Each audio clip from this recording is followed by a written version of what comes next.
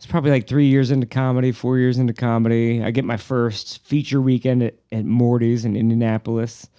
And I booked like 4 or 5 weeks of work, just make it a little circle. And I'm staying at a hotel. But then the very next week, I have to go to Wichita. So I'm going from Indianapolis to Wichita, Kansas. And I have a few days leeway before, I'm allowed at the condo and the owner, Chris Bowers, goes, "Oh, you can just crash at my place. Comics stay here all the time. It's a huge house." And I'm like, cool. I'm kind of I like to be away. I kind of like to be alone, It's kind of my thing. Like your space. Yeah. So he has this loft, which is like above the living room. And it's kind of like a hideaway cubby. And I'm like, that's my shit. That's my spot right there. So I crash in that spot. And all weekend, I'm like flirting with this waitress. I'm not really flirting with her. She's just kind of flirting with me. And I'm an idiot. I don't really know when women are flirting with me because I just assume they all hate me. And so she's super hot. I'm this dorky 26-year-old. I don't know, And so I'm like, "Oh, I'm staying at Bauer's place. If you want to go out, grab a drink." She's like, "Hell yeah." So one of the days she's like, "I'll show you around town. We'll go to my favorite restaurant, whatever." And then we go to this bar and I'm like, in the beginning of the night, I'm like, "Do you want to drive? Because if I'm going to drink, I probably shouldn't drive." She's like, "Oh yeah, it's fine." I didn't know she meant I'll just drive drunk. It's fine. But, it is Indiana. It's crazy lady. Wait, is this in Wichita? This is Indiana. Yeah. Okay. And so I'm staying with the comedy club owner, and he has a gig. He still does some motivational speaking for like schools, and so he was like, "I got a gig in Ohio. I'm gonna drive back, but I'll probably be gone all night, And I'm like, cool. So me and this chick go out, and we're like having a great time because I also like, that feeling where you're like, there's no way I'm getting laid, so I'm just gonna be natural, and then that is what gets you laid. Yeah. And, so it takes you forever to figure that out. Just be myself. I don't know if either one of us had that figured out. Listen. You got a girlfriend, so I don't know. You're doing better than I am, certainly by any objective measure. So we get drunk, we come back, and I'm just kind of like hanging. I'm like, she's like, "Let's open his fridge." She's pouring Patron from his fridge. Oh, shit. And I'm like, this guy owns you work, he's your boss and my boss. Like, this is bad. She's like, "Fucking idiot. Don't worry about it. You square loser." And I'm like, all right. So then we go upstairs and I'm like, "Oh, the YouTube cats little video." I don't know what to do. And so after a while we start hooking up and everything's great. And then at the end of it, I'm kind of sobering up and like it's like 4 a.m. and I'm like coming to my senses. Like, I just fucked a waitress in the comedy club owner's house. That's pretty against the rules there. Yeah. It's really frowned upon like behavior. Banging the boss's daughter in his office. Yeah. That sounds hot. So I kind of talked to the girl. I'm like, you gotta go, I think. And she's like, "What?" I'm like, Bauer's gonna come home. I don't know how. Yeah. Like, I don't know what you. And she's like offended. She's like getting dressed, and I'm like, "Well, not now, but I just mean like before like 6 or he'd probably come back." And she's like, "No, fuck you, loser. I'm fucking leaving."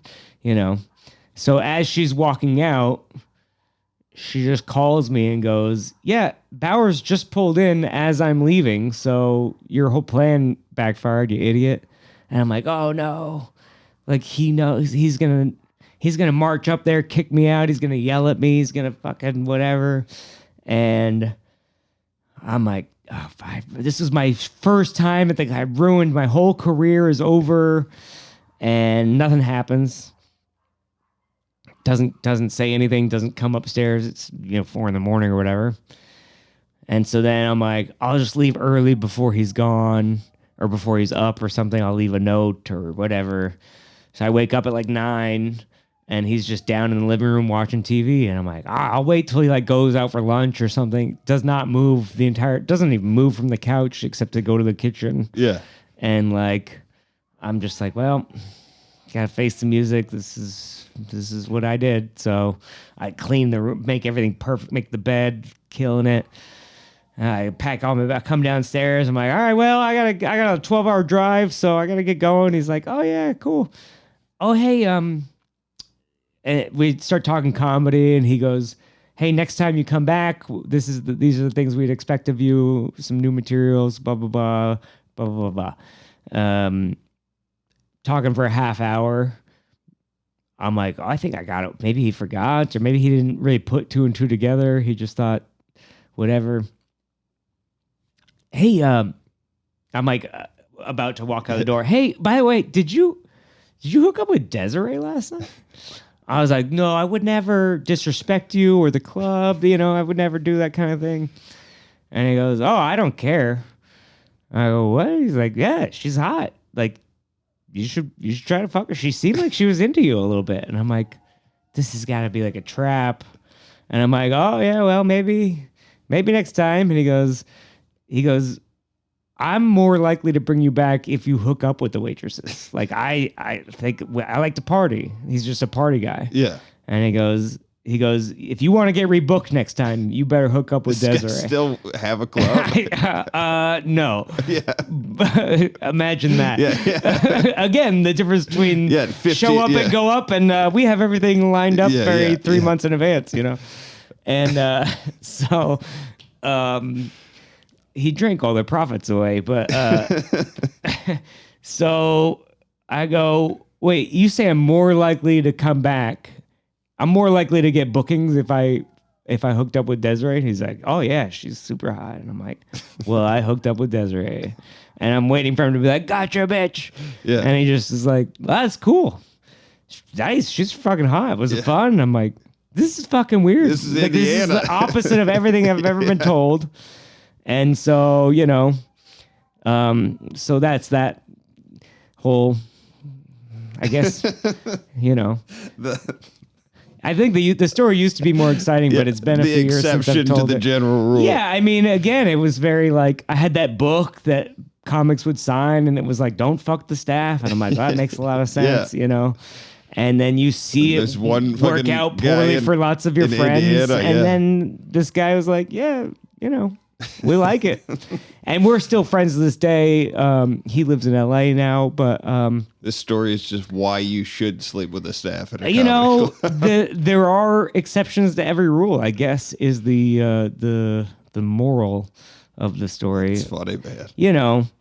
There are some, there's an old saying, there are comics who work on their act and comics who work on their waitresses. The comics who work on their act eventually get all the waitresses they want. So, I wouldn't advise it. I don't think it's a good idea. But there are times where I see a waitress and I'm like, you're flirting with me, and this is probably, I'll tell you off air, but anyway, there was just I don't care. Yeah. There's a hot lady at Laughs now who's been every once in a while she'll go like, can I touch your hair? And I'm like, will you stop trying to fuck me? Like I'm gonna Dave will let me get it, but Dave will know. Hey, if you like that video, make sure to hit the subscribe button and follow our page for new weekly content.